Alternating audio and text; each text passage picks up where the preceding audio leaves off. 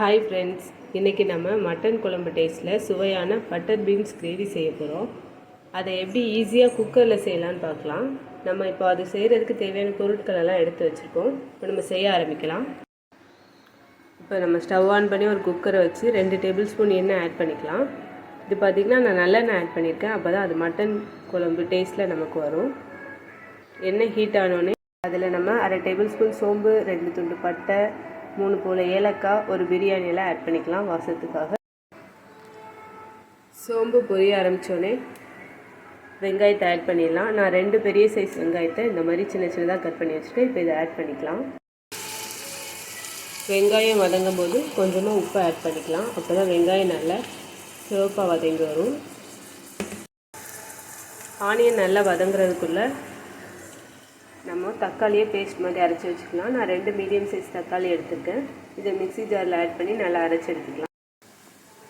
வெங்காயம் இந்த அளவுக்கு பொன்னிறமாக வதங்கினதுக்கப்புறமா நம்ம அரைச்சி வச்சுருக்க தக்காளி பேஸ்ட்டை ஆட் பண்ணிக்கலாம். தக்காளி இந்த அளவுக்கு எண்ணெய் பிரிகிற அளவுக்கு வதங்கினோடனே இஞ்சி பூண்டு பேஸ்ட் 1 ஸ்பூன் ஆட் பண்ணிடலாம். இஞ்சி பூண்டு பேஸ்ட் ஆட் பண்ணி ஒரு நிமிஷம் வதங்கினோடனே நம்ம மசாலா ஆட் பண்ணிடலாம். இப்போ நம்ம 1 டேபிள் ஸ்பூன் காஷ்மீரி மிளகாய் தூள், 2 டேபிள் ஸ்பூன் மல்லித்தூள், 1 டேபிள் ஸ்பூன் கரம் மசாலா, அதாவது குருமா பொடி நான் வீட்டில் அரைச்சது, 1/2 டேபிள் ஸ்பூன் பிரியாணி மசாலா. இப்போ மசாலா எண்ணெய் பிரிஞ்சு வந்துச்சு. பட்டர் பீன்ஸ் 1 கப் நல்லா வாஷ் பண்ணி எடுத்து வச்சுருக்கேன். ஃப்ரெஷ்ஷான பட்டர் பீன்ஸ். அது கூட 2 மீடியம் சைஸ் உருளைக்கிழங்கு கட் பண்ணி வச்சுருக்கேன். இப்போ இது 2 ஆட் பண்ணிக்கலாம். இப்போ பட்டர் பீன்ஸ் உருளைக்கிழங்கை நல்லா மசாலாவோடு சேர்த்து கிளறி விட்டாச்சு. இப்போ ஒரு 5 மினிட்ஸ் இது வதங்கி வரட்டும். வேணும்னா நம்ம மீல் மேக்கர் கூட இதில் ஆட் பண்ணிக்கலாம். வதங்குறதுக்குள்ளே நம்ம தேங்காய் பேஸ்ட் ரெடி பண்ணிடலாம். அதுக்கு நான் 1/4 கப் தேங்காய், 5 போல் முந்திரி பருப்பு, 1/2 டேபிள் ஸ்பூன் சோம்பு, 1/2 டேபிள் ஸ்பூன் கசகசா எடுத்திருக்கேன். இப்போ இது எல்லாத்தையும் மிக்ஸி ஜாரில் ஆட் பண்ணி நல்லா ஃபைன் பேஸ்ட்டாக அரைச்சி எடுத்துக்கலாம். இந்த மாதிரி நல்லா ஃபைன் பேஸ்ட்டாக அரைச்சி எடுத்துக்கோங்க. முந்திரி பருப்பு சேர்த்து அரைக்கும் போது கிரேவி ரொம்பவே டேஸ்ட்டாக இருக்கும். இப்போ நம்ம இதை ஆட் பண்ணிடலாம். இப்போ தேவையான அளவு தண்ணி ஆட் பண்ணிக்கோங்க. இந்த அளவுக்கு தண்ணி ஆட் பண்ணால் போதும், ரொம்ப ஆட் பண்ணிட வேண்டாம்.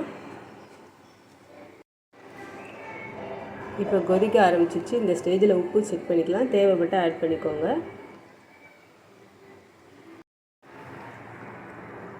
இப்போ நல்லா கொதிச்சதுக்கப்புறமா நம்ம கட் பண்ணி வச்சுருக்க மல்லி இலையை பாதி இப்போ ஆட் பண்ணிடலாம். பாதி குக்கர் இறக்குனதுக்கப்புறம் ஆட் பண்ணிக்கலாம். இப்போ நம்ம குக்கர் க்ளோஸ் பண்ணிடலாம். ஹை ஃப்ளேமில் வச்சு ஸ்டவ்வை ஒரு விசில் 10 மினிட்ஸ் சிம்மில் வச்சிடலாம். நம்மளோட கிரேவி அழகாக ரெடி ஆகிடும். இப்போ நம்ம குக்கர் ஓப்பன் பண்ணி பார்க்கலாம். பாருங்கள் எவ்வளோ சூப்பராக நம்மளோட பட்டர் பீன்ஸ் கிரேவி ரெடி ஆகிருக்குன்னு. மட்டன் குழம்பு சுவையிலேயே இருக்கும் இது. இந்த butter beans gravy idli, dosa, chapati and சாதத்து கூடலாம் சேர்த்து சாப்பிடும்போது ரொம்பவே அருமையாக இருக்கும். இப்போ பாருங்கள் நம்மளோட பட்டர் பீன்ஸ் கிரேவி சூப்பராக ரெடி ஆகிருக்கு. நம்ம சாப்பிட ஆரம்பிக்கலாம். நீங்களும் மறக்காமல் இந்த ரெசிபியை ட்ரை பண்ணி பாருங்கள். பாய்.